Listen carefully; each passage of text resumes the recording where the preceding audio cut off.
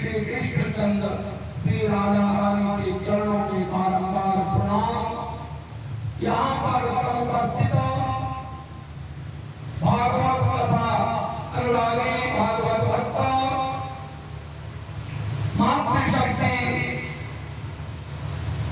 हमारी माताएं एवं बहनें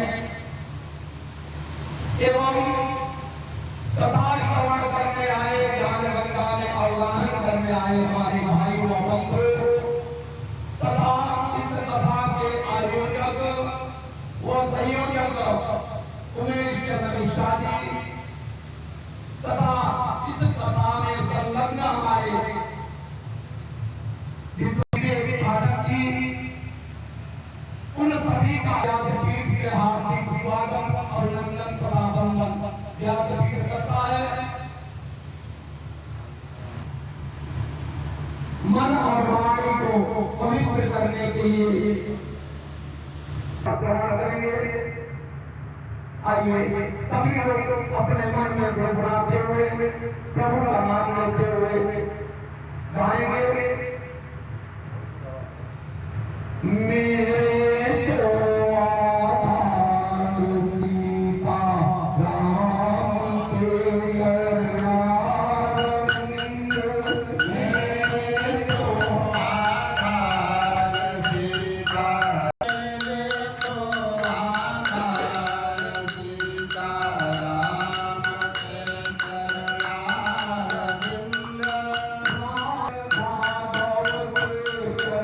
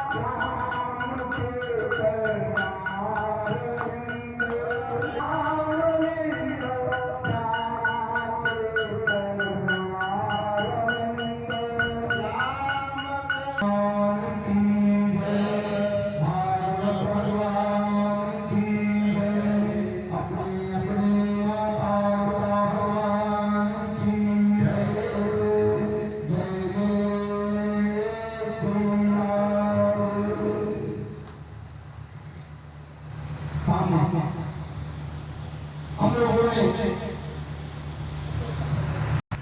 अजामिल ब्राह्मण रहते हुए संगत में जैसे ही संगत होगा उसी प्रकार से मन और विचार भी उसी प्रकार से हो जाता है। उस अजामिल की कथा से हमको क्या संस्कार होता है कि जैसा संगत होगा आप वैसा ही बन जाओगे और जिसको जैसा संगत मिलेगा वो उसी प्रकार से परिवर्तन हो जाता है। इसलिए परमात्मा यही कहता है कि तुम मेरे शरण में हो, क्योंकि सत्य के शरण में जाने से सत्य थोड़ा परेशान होता है लेकिन झुकता नहीं है।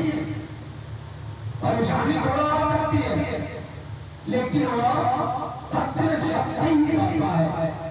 इसलिए सत्य का कार्य करना चाहिए, चाहे किस प्रकार से हो। यह मान लेना चाहिए कि यह मेरे भाग्य में था अथवा मेरे कर्म में था। हम किसी को दोष नहीं दे सकते। उसी के क्रम में आगे के क्रम में सुखदेव जी महाराज कहते हैं कि आगे महाराज प्रियव्रत की कथा आती है।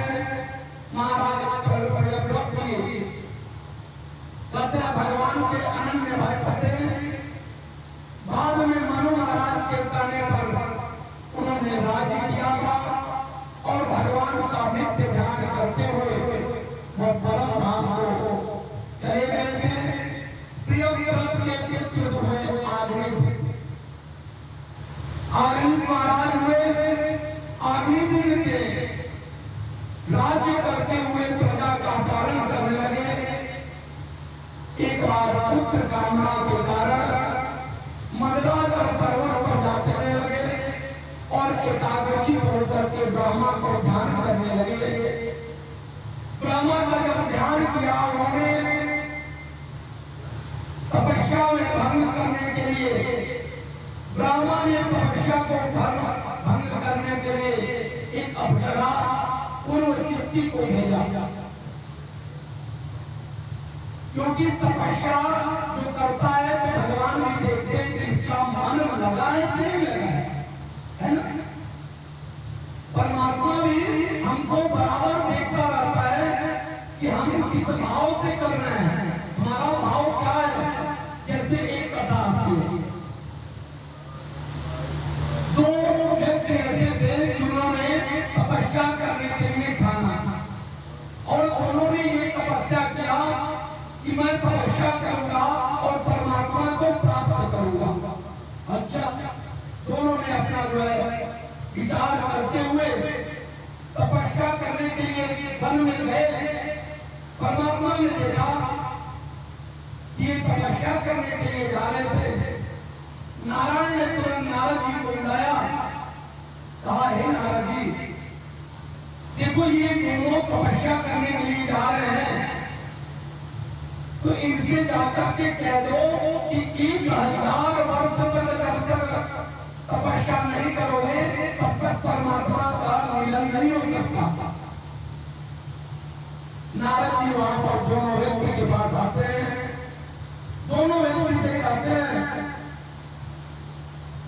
कि देखो तुम लोग तपस्या करने के लिए जा रहे हो ना।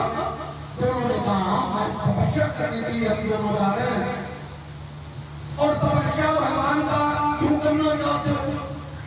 परमात्मा से मिलने के लिए, परमात्मा का शरण प्राप्त करने के लिए हम तपस्या करने के लिए जा रहे हैं। अच्छा, तो लेकिन परमात्मा का ये कहना है कि 1000 वर्ष तक जब तक तप नहीं करोगे तब तक हम मिल नहीं सकते। इतना सुनते ही एक व्यक्ति ने कहा, हाँ 1000 वर्ष तक तप करेंगे तब प्रभु मिलेंगे। ऐसी तपस्या मुझे नहीं करनी है ना। हाँ, ऐसी तपस्या मुझे नहीं करनी है।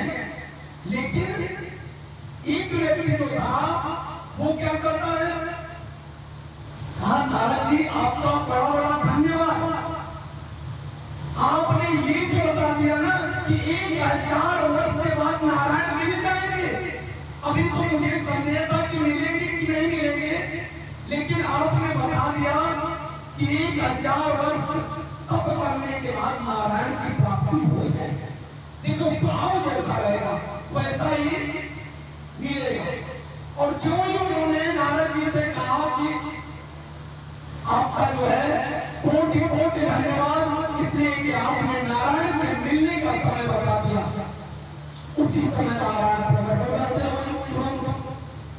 नारद जी देखे, अरे प्रभु आपने तो हमको भेजा है कि जाके बता दो कि 1000 वर्ष तक तत्व में तभी प्राप्ति होगी, और आप तुरंत चले आए।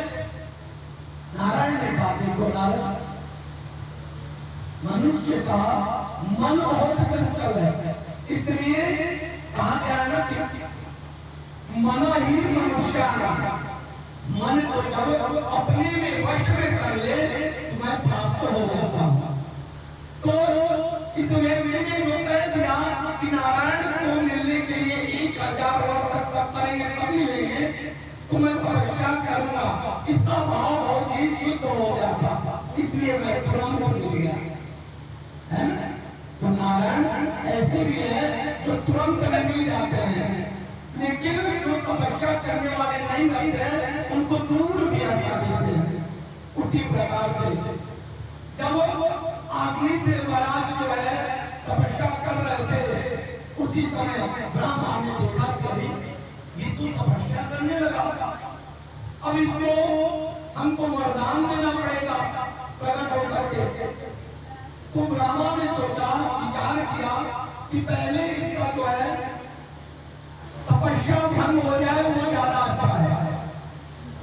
ब्रह्मा ने ये विचार करके स्वर्ग की एक अप्सरा थी चित्ररूपी जो है, उनको जो है वहां पर देख दिया करते उन दोनों जो है तपस्या करी, और वहां पर उन्होंने 9 वर्ष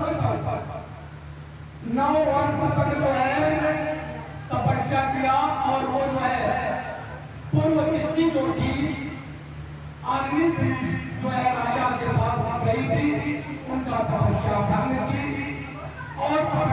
भंग की तो पूर्व चित्ती जो थी उसके साथ राजा रमण करने लगे और 9 वर्ष तक रमण किए। उनको 9 कन्याएं उत्पन्न हुई, 9 पुत्र। जब 9 वर्ष तक रमण किए तो 9 पुत्र उत्पन्न हुआ। बाद में वह अप्सरा 9 पुत्र उत्पन्न होने के बाद वह अप्सरा चली जाती है और आगे ऋषि के उस जम्बूद्वीप के 9 खंड किए, जो हम लोग को क्या बताया जाता है ना, जम्बूद्वीप भरतखंड भारतवर्ष से हम लोग संकल्प बोलते हैं। तो वही जम्बूद्वीप का जो है 9 खंड कर दिया। ऋषि आग्नेय महाराज ने जब देखा कि पूर्व चित्ती हमारा तपस्या भंग करके पुत्र को उत्पत्ति करके और मुझे छोड़ करके चली गई, इस प्रकार से उन्होंने उसको श्राप दिया और आग्नेय के पुत्र हुए। नाभि महाराज की कोई संतान नहीं थी, तो अपनी भार्या मेरु देवी सहित पुत्र कामना से भगवान का यज्ञ किया और भगवान पुरुष का पूजन किया, विधिवत यज्ञाचार्य लोगों का पूजन किया। देखो, जब भी आप यज्ञ करते हो तो आपको यह ध्यान होना चाहिए कि यज्ञ में आप कितने देवताओं का आह्वान करें। और आचार्य सबसे मूल होता है आचार्य। आचार्य का हम जो है वर्णन करें तो आचार्य को ध्यान करके ही वर्णन करना चाहिए।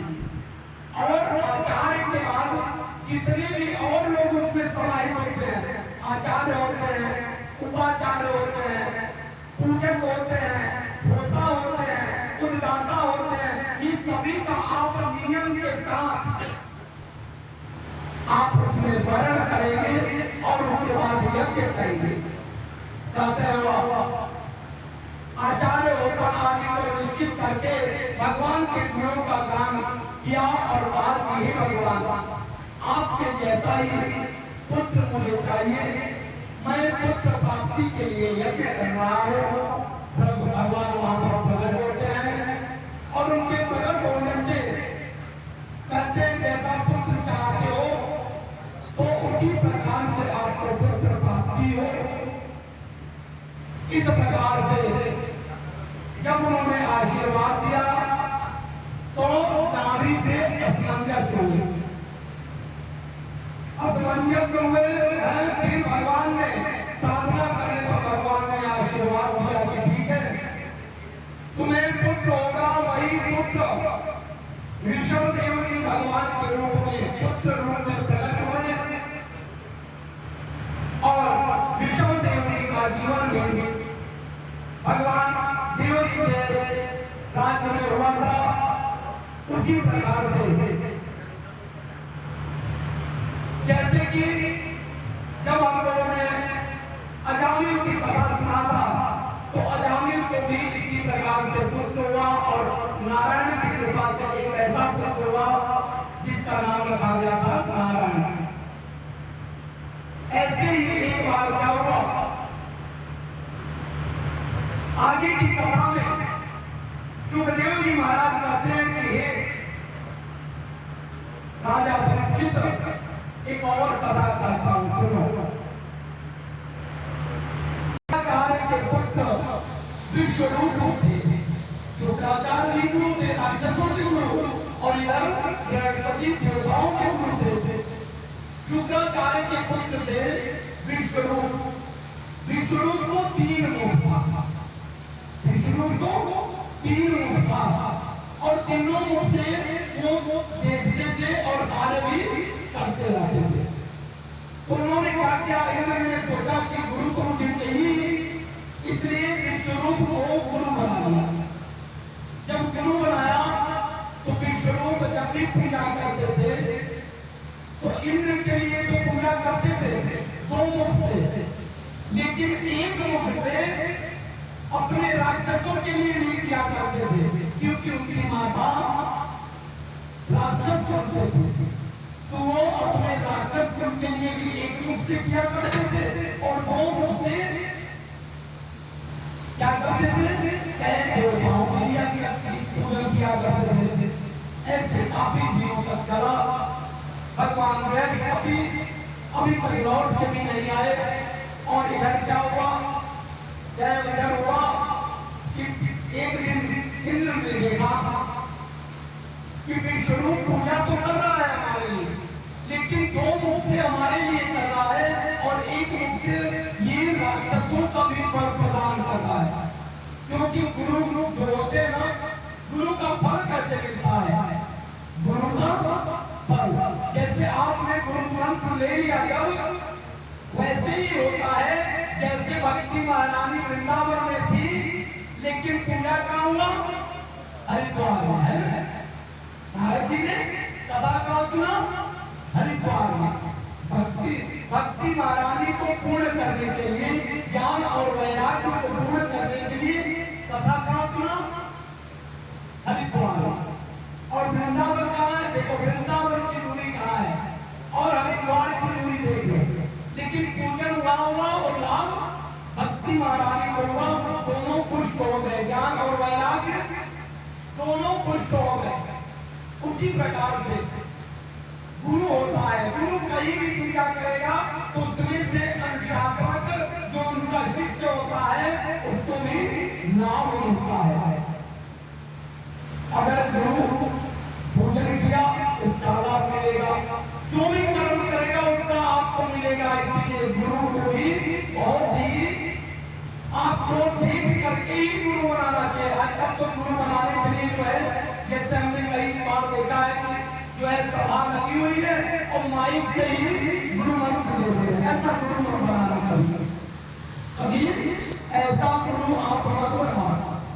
मालूम हुआ आपने गुरु मंत्र ले लिया, आप सबसे पीछे बैठे हुए हो और आप मिर्जापुर आते हो, दिल्ली में आपका गुरु है, तो जब आपको मार्गदर्शन करना हुआ तो कहां से होगा, इतना दूर नहीं। शास्त्र कहता है जहां रह रहे हो वहीं पे गुरु बनाओ, ताकि मार्गदर्शन लेना हो तो आप उनसे मार्गदर्शन भी प्राप्त कर लो, है ना। इसी प्रकार से गुरु और शिष्य को भी गुरु को देखना चाहिए, शिष्य भी गुरु को ये भी देखना चाहिए ये मेरे शिष्य लायक है कि नहीं है। इसलिए दोनों को देख करके अभी करना चाहिए। उधर विश्व रूप जो है ऐसा कर रहा था, इंद्र ने क्या किया, उसका वध कर दिया। विश्व रूप अपने गुरु, जिसको गुरु बनाया था इंद्र जो है अपने गुरु का ही वध कर दिया। किसका, विश्व रूप का। अब ब्रह्म हत्या लगा इसको, इंद्र को ब्रह्म हत्या तो लगा, और ब्रह्म हत्या लगने से देखो क्या होता है वो आप जान लो। जब ब्रह्म हत्या लगता है ना तो उस व्यक्ति को पूर्ण उत्पन्न होने लगेगा। जब ब्रह्म हत्या लगता है तो पूर्ण उत्पन्न होता है, फिर उसके यहाँ वंश की वृद्धि नहीं हो पाती है। जैसे पितृदोष में होता है ना, पितृदोष में भी वंश वृद्धि नहीं होती है। उसी प्रकार से यह ब्रह्म दोष जो लगता है, ब्रह्म हत्या का दोष लगता है, उसमें भी वंश वृद्धि में परेशानी होने लगती है। लेकिन उसके शरीर में नाना प्रकार से विकार उत्पन्न हो जाते हैं। इंद्र को भी विकार उत्पन्न हो गया, उसके कोण होने लगा और वह इधर उधर भागने लगा। और भागते भागते इधर क्या हुआ, जब शुक्राचार्य जी ने यह सुना कि मेरे पुत्र का इंद्र ने वध कर दिया है, तो उन्होंने क्या किया, उन्होंने तुरंत यज्ञ करना प्रारंभ कर दिया। क्यों यज्ञ किया, क्योंकि इंद्र से बदला ले गए। जब जो है शुक्राचार्य जी वहां पर जो है यज्ञ कर रहे हैं और यज्ञ से प्रकट हुआ एक व्यक्ति वृत्त के आकार का, जिसका नाम रखा गया वृत्तासुर। जिसका नाम रखा गया वृत्तासुर। कहते हैं इसी वृत्तासुर को मारने के लिए इंद्र ने बड़ा ही परेशान हुए। और उस समय की बात है जब इंद्र परेशान हो गया और विचार करने लगा इस वृद्धासुर को कैसे मारा जाए, तो इंद्र के पास उस समय अस्त्र शस्त्र नहीं था। क्योंकि जब देवासुर संग्राम कभी भी होता था ना, तो देवासुर संग्राम में जब देवता विजयी हो जाते थे, उस समय देवताओं ने क्या किया कि अपना अस्त्र शस्त्र कहीं रख देते थे कि अब युद्ध समाप्त हो गया है, अब हम लोग आनंद करेंगे, अब हम युद्ध नहीं करेंगे। उसी समय ऐसा हुआ जब इंद्र को शाप लगी, उसके पहले ही इंद्र ने विजय प्राप्त किया था। देवासुर संग्राम हुआ था। देवासुर संग्राम कहते हैं, शास्त्रों में वर्णित है कि देवासुर संग्राम 12 बार हुआ। कितने बार? 12 बार हुआ था देवासुर संग्राम। जबकि देवासुर संग्राम एक बार दशरथ और कैकेयी भी देवासुर संग्राम में भाग लिए थे। लेकिन यहाँ देवासुर संग्राम जब हुआ था तो सारे देवताओं ने अस्त्र शस्त्र अपना रखा और रख करके ले जाकर के पृथ्वी पर रहने वाले दधीचि ऋषि को ले दिया। दधीचि ऋषि के पास जब ले जाते हैं तो कहते हैं, महर्षि हम लोगों का अस्त्र शस्त्र रख लीजिए और जब हम आएंगे फिर मारने के लिए तो दे दीजिएगा। दधीचि ऋषि की पत्नी जो थी उन्होंने मना किया। देखो पत्नियां क्या होती है, धर्म भूरी पई गई है, धर्म के अनुरूप कार्य करने की प्रेरणा देती है। इसलिए दधीचि ऋषि की पत्नी ने कहा, देखो आप अस्त्र शस्त्र मत रखो, क्योंकि अगर राक्षस बलशाली हुए तो सबसे पहले युद्ध किसके यहाँ करेंगे?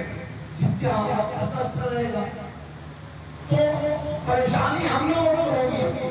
इसलिए आप अस्त्र शस्त्र मत रखो देवताओं का।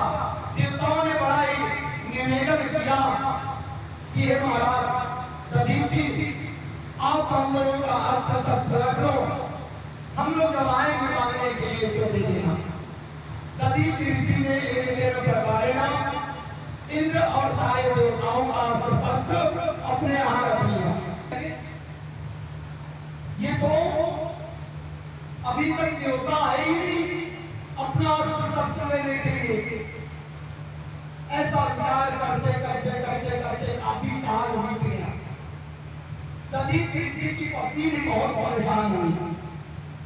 अभी तक देवता नहीं आए और राक्षस सब बलशाली हो रहे हैं। अब वही राक्षसों को ये ज्ञान हो गया कि सारे देवताओं ने दधीचि ऋषि के पास शस्त्र रखे हैं, तो वो सबसे पहले हम लोगों को मारने के लिए आएंगे। ऐसा विचार करके दधीचि ऋषि ने क्या किया, मंत्र पढ़ा और मंत्र पढ़ करके जितना अस्त्र शस्त्र था उस पर छिड़क दिया और वो अस्त्र शस्त्र जल में परिवर्तन हो गया। और जल में जब परिवर्तन हुआ तो दधीचि ऋषि ने उसका पान कर लिया। किसका? अस्त्र शस्त्र का पान कर गए वो। जब वो पान कर गए तब कुछ काल और भी था। यही जब काल आया वृत्तासुर के लिए, जब वो जो है ध्यान करने लगे, उधर गुरु को मार दिया करके, तब उनको ध्यान आया करी अब तो राक्षस बलशाली हो गए, शुक्राचार्य यज्ञ कर रहे हैं, अब कोई राक्षस प्रकट करेंगे। उस समय वृत्तासुर को प्रकट किया और राक्षसों का हालत उस समय दयनीय बना थी, क्योंकि उनके पास अस्त्र शस्त्र नहीं था। इंद्र ने जाकर के नारायण से प्रार्थना किया कि हे प्रभु, आप जो है कृपा करो और हमको हमारे ऊपर भी कृपा करो, देवताओं के ऊपर भी कृपा करो। नारायण ने कहा क्या हुआ? इंद्र ने सारी चीजों को बताया। ये प्रभु, मैंने जो है विश्वरूप का वध कर दिया था और इस समय शुक्राचार्य यज्ञ कर रहे हैं और हम लोग कितना अस्त्र था हमारा, वो हम लोग दधीचि ऋषि को जाकर के दे दिए। तो ये प्रभु अस्त्र शस्त्र भी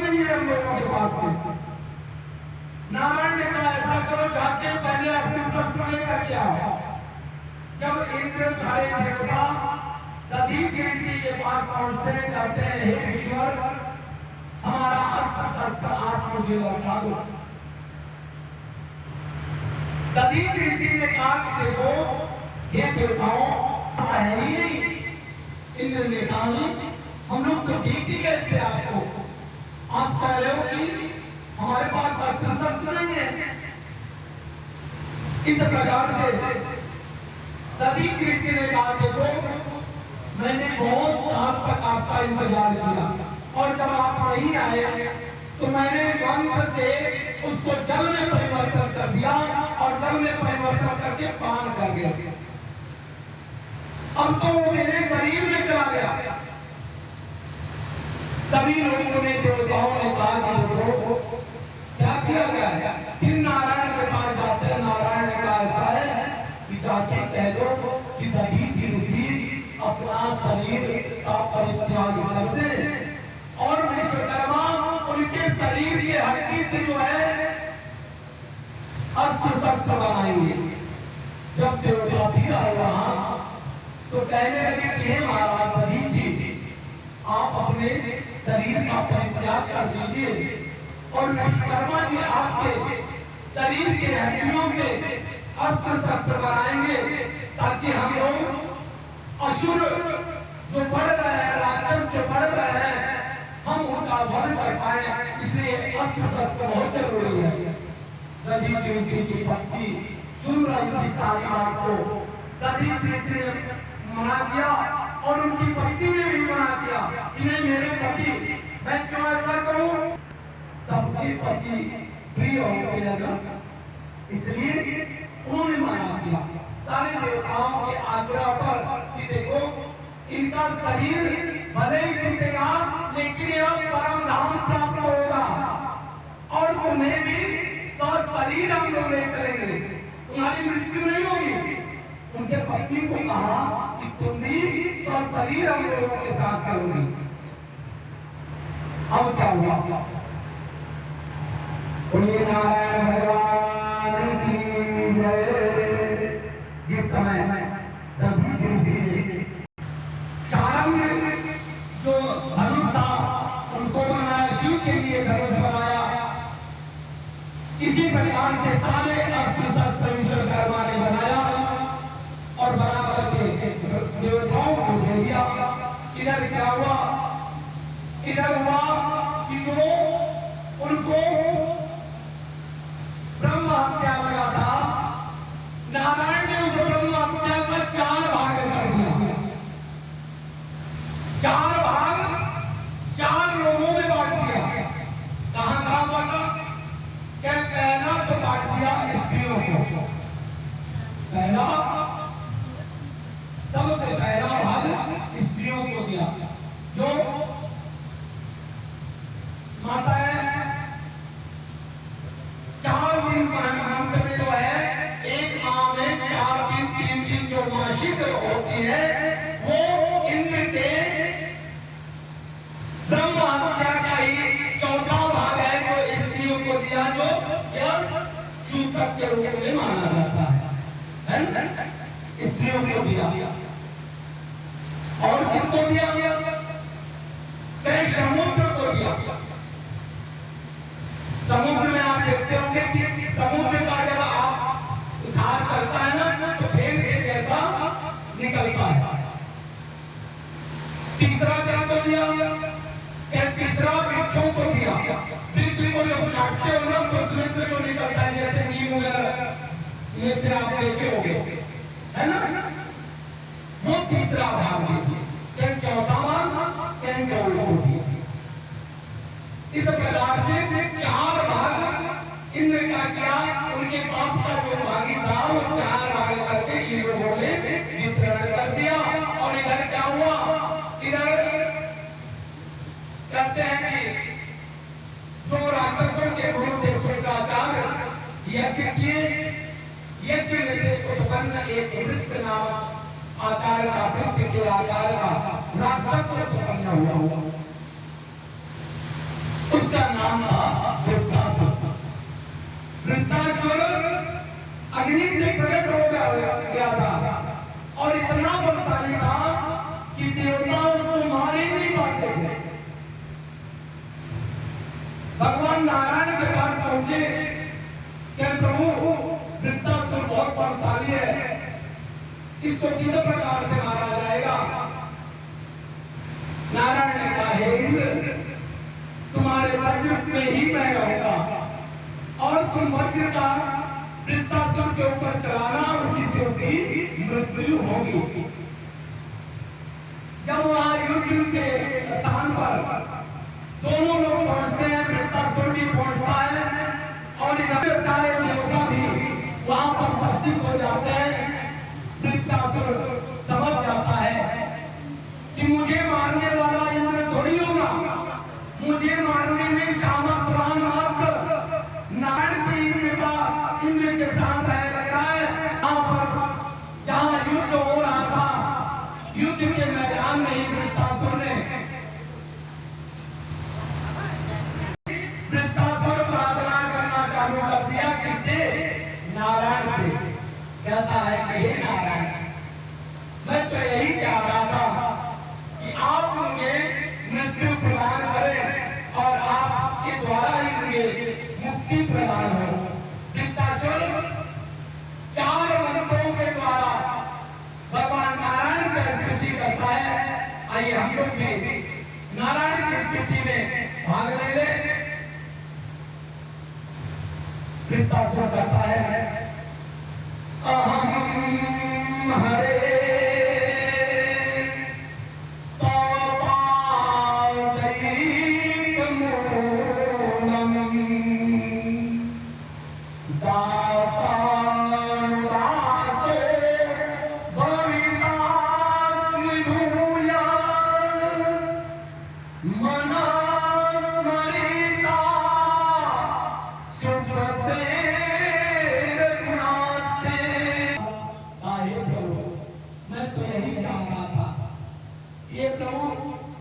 आपके ही द्वारा मेरी मृत्यु, ताकि मैं मुक्त हो जाऊं। इसीलिए मैं युद्ध करने के लिए आया था और आपका दर्शन कर रहा था। जब आपका दर्शन हुआ तो मुझे भरोसा हो गया कि प्रभु के द्वारा मेरी मुक्ति हो जाएगी। हे प्रभु, मेरी मुक्ति कीजिए। भगवान नारायण ने इंद्र को आदेश देते हैं और इंद्र के वज्र से वृत्तासुर का वध होगा। उसी प्रकार से आगे की कथा में सुखदेव जी महाराज राजा परीक्षित से कहते हैं कि वृत्तासुर का जन्म क्यों हुआ। वृत्तासुर चक्रवर्ती सम्राट कहते हैं महाराज चित्रकेतु। पूर्व जन्म में कौन था?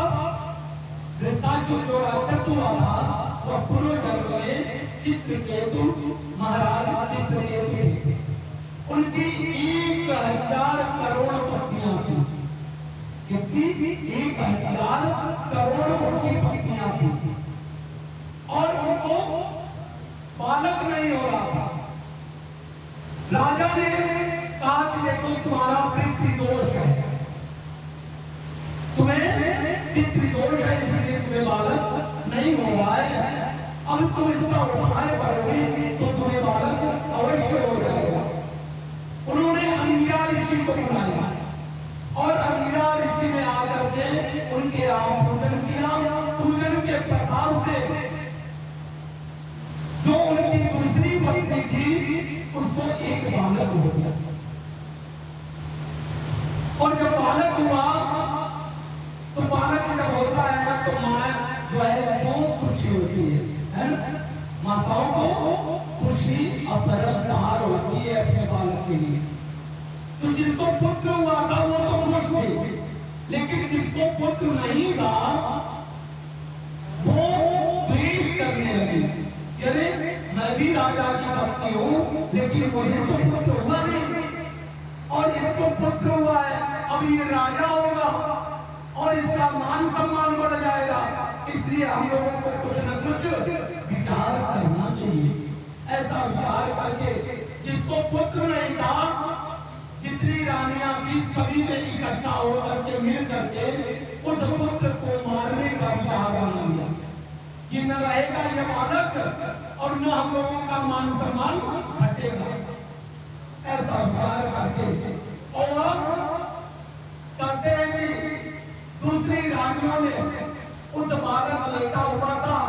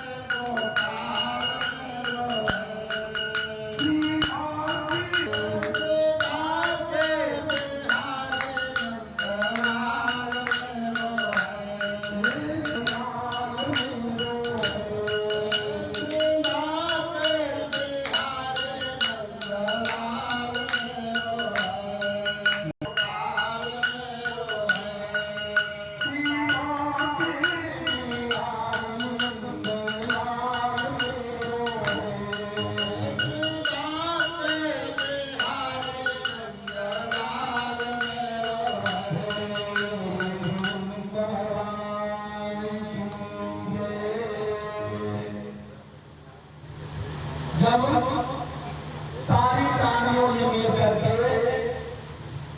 बालक अपने शयन कक्ष में अपनी मां के पास सो रहा था और माता इधर उधर चली गई, उस समय दूसरी रानियों ने मिल करके उस बालक को विष दे दिया और जब विष दे दिया वह बालक मृत्यु को प्राप्त हो गया।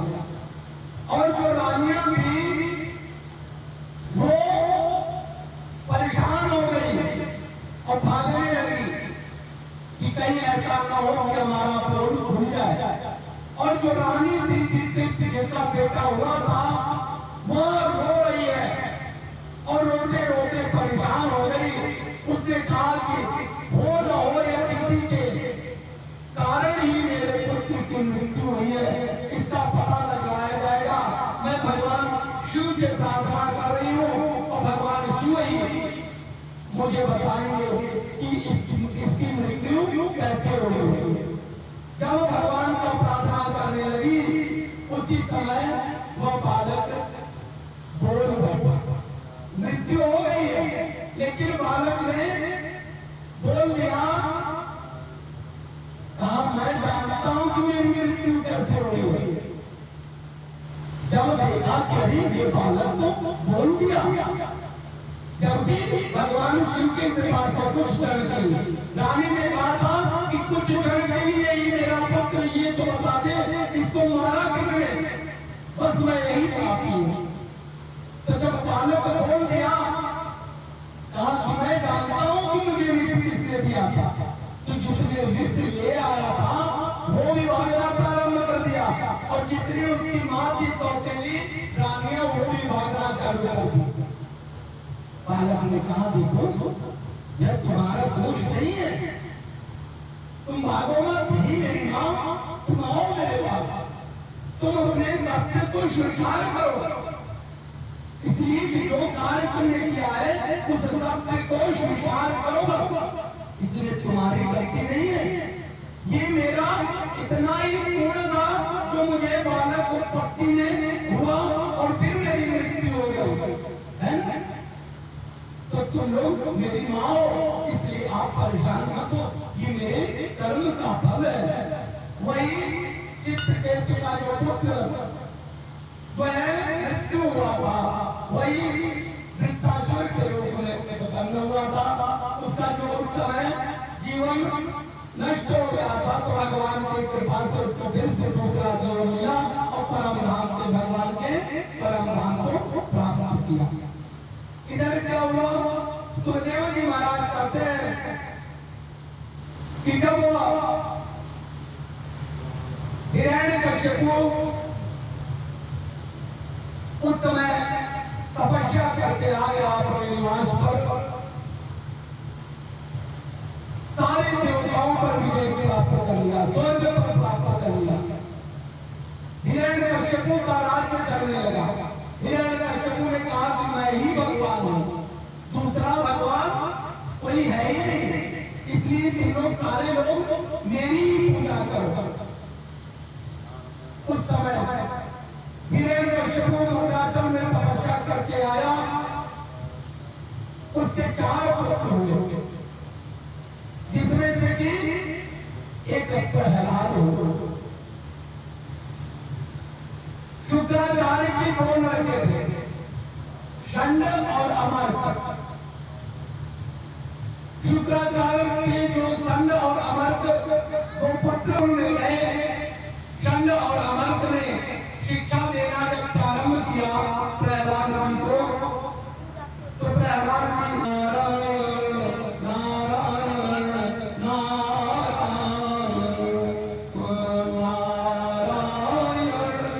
श्रीमन्नारायण श्रीमन्नारायण नारायण नारायण, इसी नाम का उच्चारण प्रहलाद जी करवाने लगे।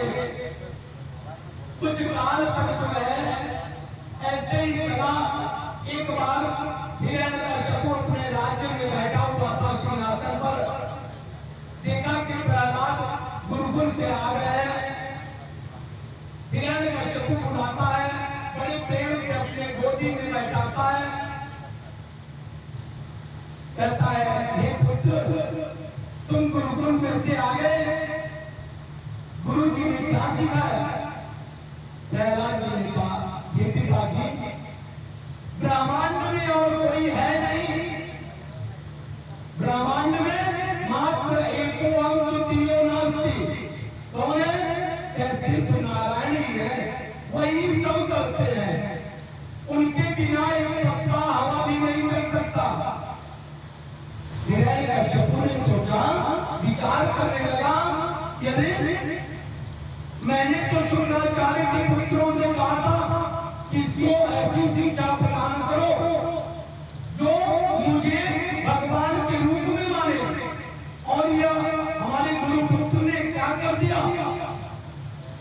दोनों को बुलाए, षंड और अमर को बुलाए, कहा कि ये मेरे पुत्र को कैसी शिक्षा आप प्रदान कर रहे हो? मैंने तो गुरु पुत्र के नाते आपको यहाँ पर नौकरी पर रखा है विद्यालय में, और आप ऐसी शिक्षा हमारे ही पुत्र को प्रदान कर रहे हैं जो और लोग नहीं करते।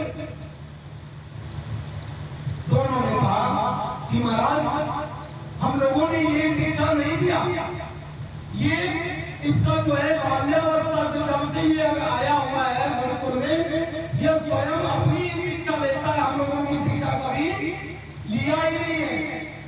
फिर जबरदस्ती करके जो है हिरण्यकश्यपु ने प्रहलाद को फिर गुरुकुल भेजा, और इस बार सबको ये कहा कि देखो अगर इस बार आप लोग गलत शिक्षा दोगे तो फिर इसका परिणाम भी बहुत बुरा होगा।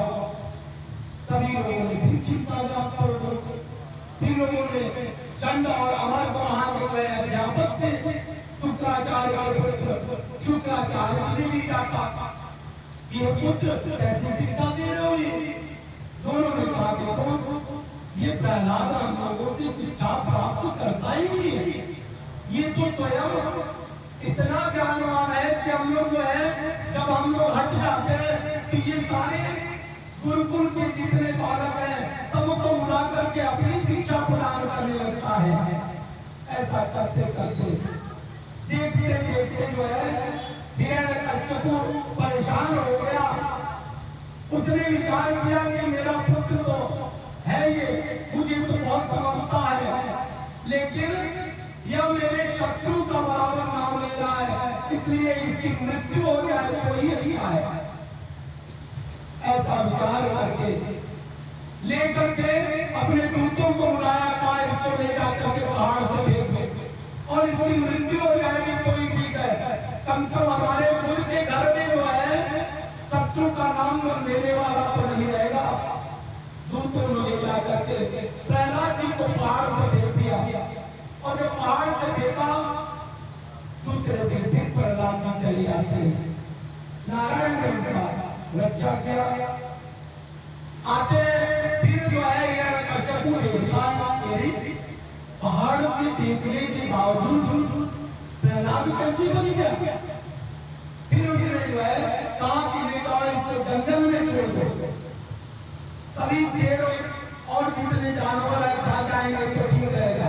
वन में भिजवा दिया, वहां से भी प्रहलाद आ गए। जब प्रहलाद जगह से आ गए तो हिरण्यकश्यपु बहुत परेशान हुआ। हिरण्यकश्यपु की एक बहन थी, कहते हैं उसका नाम था होलिका। वहां पर आती है, कहती है कि भैया मुझे एक वरदान है। क्या? मैं आग से नहीं कर सकती, मुझे आग जला नहीं सकता, इसलिए मैं प्रहलाद को लेकर के आग में बैठ जाऊंगी। अब प्रहलाद जल के भस्म हो जाएगा और मैं नहीं मरूंगी। विचार किया हिरण्यकश्यपु ने, सोचा कि हाँ ये तो ठीक है, ऐसा हो जाए तो कोई कहेगा भी नहीं कि मैंने उसको मारा है। प्रहलाद को बता दिया गया कि देखो तुम कुआं के साथ बैठो। हिरण्यकश्यपु उसको जो है एक अग्नि का जो है बनवाया व्यवस्था और वहां पर बैठा दिया। होलिका भी बैठी और प्रहलाद भी बैठे। होलिका जल के भस्म हो गई। देखो वरदान आपको भले ही मिला है, लेकिन वरदान मिला है आपको स्वयं की सुरक्षा के लिए। वरदान क्यों मिलता है?